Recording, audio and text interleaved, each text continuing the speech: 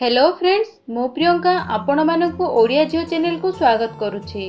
Friends, video start करबा पूर्व गोटे रिक्वेस्ट, वीडियो तळे थिबा सब्सक्राइब बटन ता साइड रे थिबा बेल आइकन को क्लिक करी आम चैनल को सब्सक्राइब करि दियंतु, जहा फल रे फ्रेंड्स हमर अपकमिंग वीडियो रो नोटिफिकेशन सर्वप्रथमे पाई परिबे। फ्रेंड्स, जदि आपण नॉनवेज खाउछंती सेतेबेले तो आपनको अंडा निश्चय भाबरे खाइबा उचित।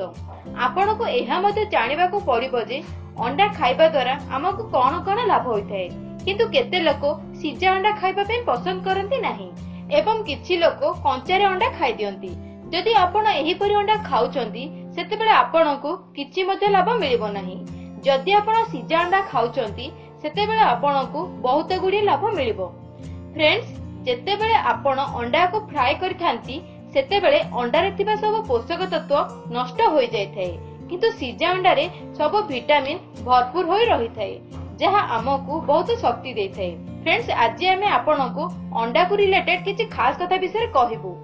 जदि फ्रेंड्स आपनक शरीर रे शक्ति नष्ट होई जाउची सेतेबेले एथि पई आपनको प्रतिदिन 2टी सिजा अंडा खाइबा को पड़िबो। जदि आपण एही परि करूछंती सेतेबेले आपनको दुर्बल आउ लागिबो नाही। फ्रेंड्स, एथिरे आंटी पोषक तत्व रहिथाय, जहा शरीर को बहुत शक्ति प्रदान करिथाय, जहा फल रे शरीर बहुत शक्तिशाली होई रहिथाय।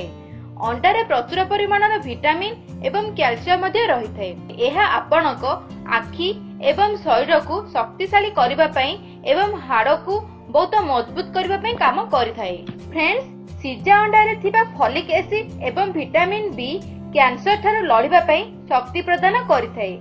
एहा जदि आपण नियमित सेवन करिवे आपनक शरीर रोग प्रतिरोधक शक्ति मध्ये बढ़िथाय, जहा फल रे शरीर विभिन्न रोग सहित लड़िबा पई शक्ति पाइथाय। फ्रेंड्स, आपण प्रतिदिन जदि 2टी सिजा अंडा खाइबे आपण बहुत गुडी रोगरु रक्षा पाई परिबे। आशा करूची फ्रेंड्स वीडियोटी आपनको पसंद होइथिबो। जदि पसंद आसे तेबे लाइक निश्चय करंतु। ता सहित वीडियोटी को निज फ्रेंड्स और रिलेटिव भितर शेयर करी समस्त को जणांतु। एवं फ्रेंड्स, जदि आपण एबे पर्यंत आम चैनल को सब्सक्राइब करि नाहंती तेबे तळे थिबा रेड कलर सब्सक्राइब बटन को क्लिक करी आम चैनल सहित जोड़ी हो जांतु।